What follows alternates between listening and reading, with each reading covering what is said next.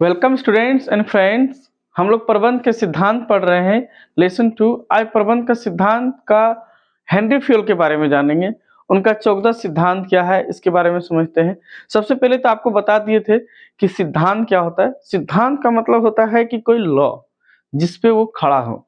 तो कुछ लॉ है बना हुआ प्रबंध में भी, मैनेजमेंट में भी कुछ लॉ बना हुआ है, उसी लॉ के आधार पर चलता है। तो सबसे पहले जो व्यक्ति इनके बारे में बताया उसका नाम था हेनरी फ्यूल। तो सबसे पहले हम लोग जानते हैं कि हेनरी फ्यूल था कौन, कहाँ का था, कैसे था।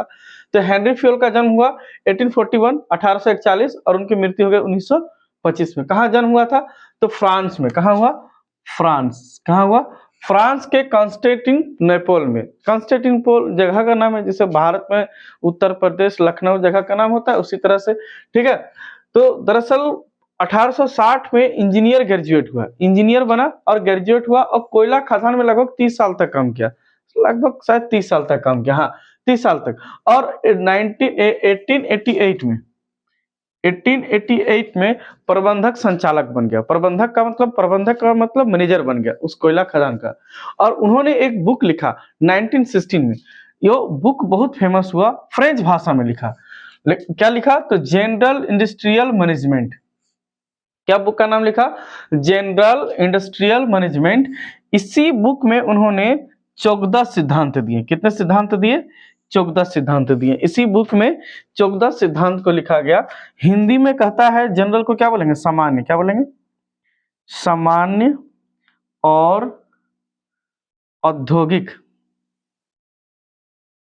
औद्योगिक प्रबंधक। बुक का नाम हिंदी में ऐसा हो जाएगा, है ना। और इसी में 14, इसी में क्या था? 14 सिद्धांत था। इसी में क्या था? 14 सिद्धांत था। क्या 14 सिद्धांत है? तो हम लोग इसको नीचे में लिख के रखे हुए। हेनरी फ्यूल को जानना इसलिए जरूरी है क्योंकि याद रखना है कि हेनरी फ्यूल था इंजीनियर और उन्होंने 1841 से 1925 तक उनका जीवन है। और 60 में इंजीनियर ग्रेजुएट हुए, प्रबंधक संचालक हुए। उनकी पुस्तक का नाम आपको जरूर से जरूर याद रखना है, जनरल इंडस्ट्रियल मैनेजमेंट। यहाँ सबसे पहले उन्होंने 14 सिद्धांतों का वर्णन किया। ये 14 सिद्धांत क्या है देखते हैं, ध्यान से समझते हैं कि पहली बार जब तक समझ में नहीं आएगा कि सिद्धांत है क्या, तब तक आप समझ नहीं पाएंगे कि सिद्धांत भी क्या होता है। हो सकता है पिछले वीडियो में आपको लगा होगा कि सर सिद्धांत का मतलब ही नहीं समझ में आ रहा है, लेकिन इस बार हमको पूरा उम्मीद है कि आपको सिद्धांत का मतलब समझ में आ जाएगा। देखिए सिद्धांत क्या है। तो पहला सिद्धांत कहता है कि कार्य विभाजन का सिद्धांत, है ना। कार्य विभाजन का सिद्धांत। प्रबंधक का कार्य या जो भी होगा उसमें सबसे पहले वर्क को क्या किया जाएगा? बांटा जाएगा। जितना लेवल में बांट सकता हो, क्योंकि सारा काम तो प्रबंधक खुद नहीं करेगा।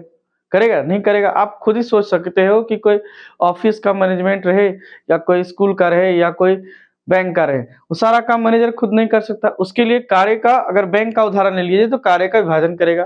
क्लर्क होगा, पियोन होगा, गार्ड होगा, कैशियर होगा और खुद मैनेजर होगा। तो सबसे पहले क्या कर दिया जाएगा? कार्य को बांट दिया जाएगा। विभिन्न कर्मचारियों में कार्य का क्या हो जाएगा? बंटवारा हो जाएगा। जैसे ही कार्य बटेगा ना, तो कार्य सिर्फ बांटने से नहीं होगा, कार्य बांटने से उसको अधिकार देना पड़ेगा। क्या अधिकार देना होगा? जैसे हमारे पास तो सबसे अच्छा जो एग्जाम्पल होता है ना, वो बैंक का होता है। वो किसका होता है?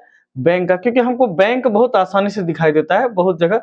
बैंक में एक मैनेजर होगा, उसके नीचे एक अकाउंटेंट होगा, CSC, और उसके नीचे होगा कैशियर, उसके नीचे एक क्लर्क होगा, उसके नीचे पियोन होगा, उसके नीचे पियोन होगा और गार्ड होगा और एक्स्ट्रा कर्मचारी होगा।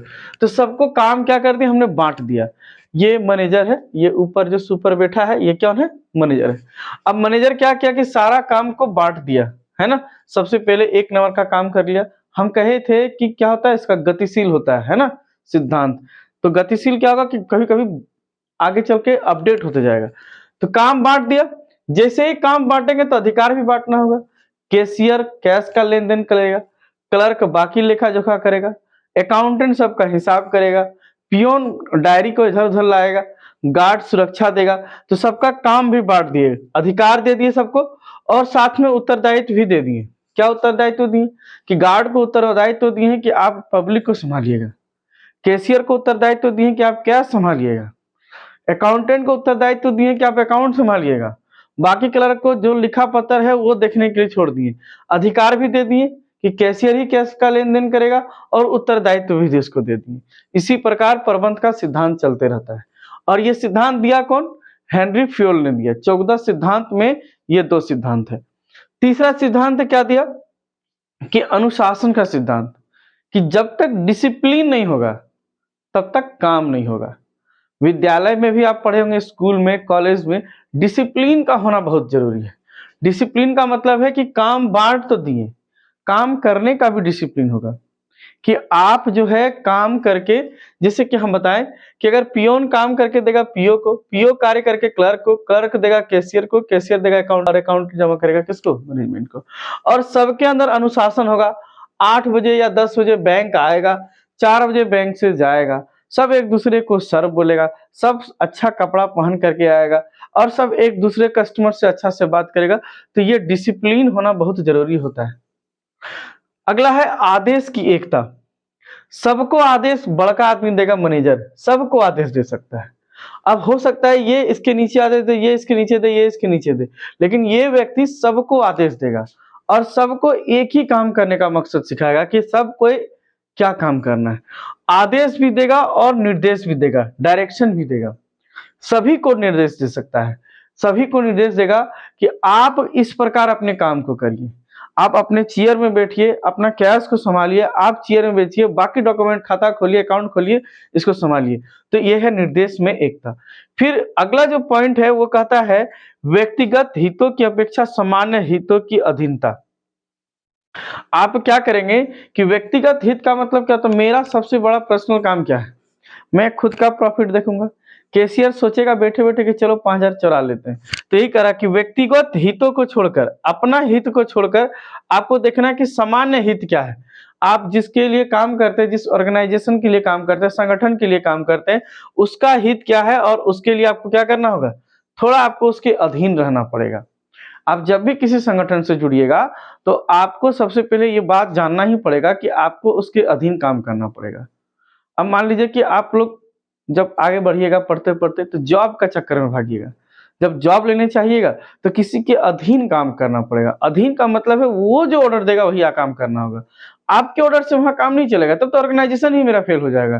कि चलो भैया हमको नौकरी मिला है, हमको बोला 8 बजे आना है, 4 बजे जाना है, हम ना आएंगे 8 बजे, हम नहीं जाएंगे 4 बजे। तो उसके अधीन नहीं रहेंगे तो उसका काम नहीं होगा, तो संगठन का लक्ष्य का पूर्ति नहीं होगा।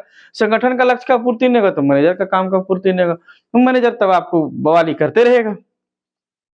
यही है, सामान्य हितों को छोड़कर के आपको क्या करना होगा? व्यक्तिगत हितों को छोड़कर सामान्य अधीनता पर आना पड़ेगा। उसके बाद है कि कर्मचारियों को परिश्रमिक। देखिए, कर्मचारी काम करेगा, कर्मचारी आया, कर्मचारी को अधिकार मिला, अनुशासन में रह रहा है, आदेश भी मिल रहा है, निर्देश भी मिल रहा है, वो अपना हित छोड़ करके सबका हित को भी देख रहा है, तो उसको मिलना चाहिए कि नहीं वेतन? तो उसको वेतन मिलना बहुत जरूरी है। तो इसीलिए ये सिद्धांत रहता है कि वेतन जरूर से जरूर मिले, टाइम पर मिले। कर्मचारी अगर वेतन नहीं मिलेगा तो कितना काम करेगा, छोड़ के भाग ना जाएगा जी।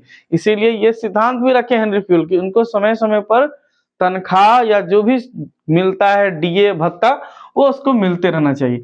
नेक्स्ट बात जो कहा जा रहा है कि केंद्रीकरण एवं विकेंद्रीकरण। केंद्रीकरण क्या है? कि बात जो शुरू होगी वो केंद्र से शुरू होगी। केंद्र कौन है? मेन मैनेजर है। और यहां से सारा काम किधर बढ़ते हुए आएगा? ऊपर से बढ़ते हुए नीचे तक आएगा। इसको कहते हैं केंद्र। जैसे वृत्त होता है ना, सर्कल, सर्कल में एक केंद्र होता है ना, सेंटर। ये सेंटर मैनेजर है। सब कोई काम करेगा, उद्देश्य कंपनी का जो या संगठन या ऑर्गेनाइजेशन का जो उद्देश्य होगा उसके लिए काम करेगा। और सब काम को क्या करेगा? अलग अलग तोड़ के करेगा, तो हो जाएगा विकेंद्रीकरण। सब तो काम करेगा ना, सबका अपना अपना काम होगा। अकाउंटेंट अपना काम करेगा, कैशियर अपना करेगा, तो ये हो गया विकेंद्रीकरण। काम का लक्ष्य एक है, टारगेट एक है, मैच जीतना है सबको क्रिकेट का। लेकिन कोई फील्डिंग करेगा, कोई बॉलिंग करेगा, कोई बैटिंग करेगा, कोई ऑलराउंडर होगा, कोई कीपर होगा, होगा कि नहीं? तो टारगेट सबका सेम है, लेकिन सब क्या हो जाएगा? अलग अलग काम करेगा। टारगेट क्या? विन, है ना। चलिए, अगला है सोपान की श्रृंखला। सोपान का मतलब ही, दरअसल सोपान का मतलब तो हम आपको समझा दिए लगभग लगभग। सोपान का मतलब है कार्य सौंपना। कार्य को क्या करना? सौंपना, बंटवारा करना। कार्य का क्या करेंगे? बंटवारा कर देंगे। काम को थोड़ा छोटा करके बांट देंगे, तो इसको कहते हैं सोपान। अच्छा, सोपान में एक बात और क्या होता है कि ये अधिकार और उत्तरदायित्व जो है, काम तो बांट दिए। सोपान में क्या होता है ना कि जैसे कि काम करने का तरीका होता है कि ये ऑर्डर दिया अकाउंटेंट को, अकाउंटेंट कैशियर को, कैशियर क्लर्क को, क्लर्क पीओ को, तो ये ऊपर से नीचे की ओर आता है। फिर ऑर्डर भी होगा तो काम भी तो करके जाएगा नीचे से ऊपर की ओर। मान लीजिए ये ए बी सी, ए दिया काम बी को, बी अपना कुछ काम किया, कुछ काम सी को दे दिया, सी कुछ काम दे दिया किसको, डी को। अब ये वापस रिटर्न भी तो करेगा काम को ना, तो इसी को कहते हैं सोपान। हम अपना कार्य को क्या करेंगे, सौंप देंगे किसी को, श्रृंखला बना देंगे, है ना। एक ट्रायंगल टाइप का सेट कर देंगे। ट्रायंगल ही शेप होता है, हमेशा किस शेप में जाएगा, ट्रायंगल शेप में ही जाएगा। यहाँ रहेगा मैनेजर, इधर काम बांट दो, इधर काम बांट दो, ये लोग इधर से काम देगा, तुम इधर से रिटर्न कर देगा तुमको, ठीक है। तो इसी को कहते हैं सोपान। व्यवस्था एवं क्रमबद्ध, आपको जितना भी है ना काम का व्यवस्था करते जाना है, और क्रमबद्ध का मतलब है लाइन बाय लाइन करना है, ठीक है। जो भी कार्य करना है एकदम व्यवस्थित तरीके से करना है। टेबल भी अरेंज किया जाता है एकदम व्यवस्थित तरीके से, है ना। देखिए संसद भवन कभी देखे, वहां देखिएगा सबसे ऊपर चेयर में बैठा रहता है एक तरह से वो भी मैनेजमेंट का अध्यक्ष, अध्यक्ष से नीचे कुछ स्टाफ रहता है, उसके नीचे देखिएगा पहला लाइन में मंत्री रहता है, सेकंड लाइन में उप मंत्री रहता है, उसके पीछे बाकी सांसद लोग रहता है, फिर इस साइड में लगा देता है विपक्ष को। तो कितना अच्छा है, तो व्यवस्थित क्रमबद्ध है। काम करने का यही तरीका है कि एक कैबिन होगा मैनेजर का, उसके नीचे उसका कर्मचारी, उसके नीचे, और काम करने का तरीका उसी तरह से होगा, ठीक है। या तो क्रिकेट आप लोग देखे होंगे या फुटबॉल मैच देखे होंगे, क्रिकेट क्रिकेट खासकर लाइनअप, है ना। ओपनर आएगा, फर्स्ट डाउन आएगा, सेकंड डाउन आएगा, सबकी भूमिकाएं रहेंगी, है ना। चलिए नेक्स्ट है समता का सिद्धांत। समता का क्या है, सबको समान माना जाएगा, सबका उद्देश्य एक ही होगा, सबका गोल होगा विन या लक्ष्य को पाना, टारगेट को प्राप्त करना, और सब एक जैसा सिद्धांत से काम करेगा, सबसे प्रेम भाव, और सबका एक उद्देश्य होगा कि हमको काम करके देना है, और सबके साथ एक जैसा व्यवहार होगा। हाँ, सैलरी ऊपर नीचे होगी, सैलरी जो है वो तो होगा ही, जो बड़ा काम करेगा बड़ा सैलरी होगा, छोटा काम करेगा छोटा सैलरी होगा, लेकिन सब समान होगा। सब 8 बजे आएगा, सब 4 बजे जाएगा, मैनेजर को छोड़ करके। जो ये काम करेगा मैनेजर, उसका तो दिमाग हिलने रहेगा, इसीलिए वो 10 बजे रात तक भी बैठे रह सकता है। नेक्स्ट है कर्मचारियों के कार्यकाल। अच्छा देखिए, ये आ गया बात कार्यकाल का स्थापित करना। कार्यकाल का मतलब समय आपको टारगेट कर देना होगा। टारगेट अगर समय नहीं करते प्रबंध में तो बहुत दिन नहीं चलता है। मान लीजिए कर्मचारी से हम आज 12 घंटा काम करा लिए, कल भी 12 घंटा, एक महीना से अगर उसको लगातार 12 घंटा काम कराएंगे तो वो अगला दिन हॉस्पिटल में मिलेगा। उसके बाद आपका संगठन चौपट हो जाएगा। इसीलिए एक टाइम सेटअप किया जाता है कि 8 घंटा या 10 घंटा काम करना है, 6 घंटा काम करना है, 3 पाली में काम करना है ना। शिफ्ट जिसको बोलते हैं हम लोग, फर्स्ट शिफ्ट सेकंड शिफ्ट अलग अलग रहता है, तो ये कार्यकाल आपको बांटना पड़ेगा। अच्छा, कार्यकाल में यही नहीं है कि 60 साल एज तक आपको काम करना है या 62। अब 70 साल का वृद्ध व्यक्ति को बैठा देंगे तो वो काम नहीं कर पाएगा उस गति में जिस गति में होना चाहिए। हाँ, बशर्ते हम आइडियाज जरूर ले सकते हैं उनसे, ठीक है। इसीलिए काम करने का क्या होगा, एक कार्यकाल होगा, निश्चित कार्यकाल, ठीक है। आपको हो सकता है कहीं कहीं 8 घंटा काम होता है, कहीं कहीं 10 घंटा होता है, कहीं 2 शिफ्ट में काम होता है, कहीं 3 शिफ्ट में होता है, ठीक है। कहता है पहल एवं क्षमता का सिद्धांत। पहल का मतलब क्या है कि हमेशा देखते रहना है कि कितना उसके अंदर क्षमता है कर्मचारी के अंदर काम करने का। जैसे हम टीचर हैं, मैं टीचर हूँ, हमको अगर कहीं पढ़ाने का मौका मिलेगा तो हम पढ़ाएंगे, तो पहले तो मेरा टेस्ट किया जाएगा कि हम टीचर तो हैं, ठीक बात तो है कि मेरे नाम के साथ टीचर लगा हुआ है, लेकिन हम क्या पढ़ा सकते हैं ये भी जानना पड़ेगा। अब हम टीचर हैं, ये बात कंफर्म है, एक बात क्या है, कंफर्म है, समझिएगा, पहल समझ में आ जाएगा। हमको जॉब मिल गया इस ट्रायंगल में, ठीक है, स्कूल चले गए हम, तो हमको क्या पढ़ाने के लिए देना चाहिए था, ये भी तो तय करना होगा। तो हम पढ़ा सकते हैं अकाउंट्स, बीएसटी, इकोनॉमिक्स, है ना, और ईटीपी, एंटरप्रेन्योरशिप। अब इसके अलावा अगर हमको कह दिया जाएगा कि आप भूगोल पढ़ाइए, तो हम क्या करेंगे, मुश्किल हो जाएगा ना भाई, तो मुश्किल तो होगा, क्योंकि पहल की क्षमता, उसकी क्षमता को देखना पड़ेगा। अगर हम भूगोल पढ़ा भी देंगे तो जैसे तैसे पढ़ा देंगे, लेकिन उस लेवल पे नहीं पढ़ाएंगे जिस लेवल पे उसको पढ़ा सकेंगे। तो कर्मचारियों की पहल देखनी है, रुचि देखना है कि वो कौन सा काम करेगा और कौन सा काम अच्छा तरीका से करेगा, वही काम उसको देना है कि नहीं। अब हम बहुत अच्छा बीएसटी पढ़ा सकते हैं, तो हमको बिजनेस स्टडीज ही पढ़ाने के लिए भेजना चाहिए, ना कि हमको भूगोल पढ़ाने के लिए भेजेगा। तो भूगोल पढ़ाएगा तो हम ऐसे आधा अधूरा पढ़ाएंगे, है कि नहीं। वैसे आजकल हम हिस्ट्री भी पढ़ाते हैं, इसलिए हिस्ट्री नहीं बोले, है ना। सहयोग की भावना, सहयोग की भावना, और एक दूसरे में सहयोग की भावना होना चाहिए। हर कर्मचारी एक दूसरे से सहयोग करेगा, प्रेम से बात करेगा, एक दूसरे का मदद करेगा, वो उसको काम करके देगा, वो एक एबीसीडी आगे को बदलते जाएगा और एक दूसरे का सहयोग करते रहेगा। जैसे मान लो कि लोअर में कोई काम कर रहा है, इसको समझ में नहीं आ रहा है तो ऊपर वाला सहयोग करेगा।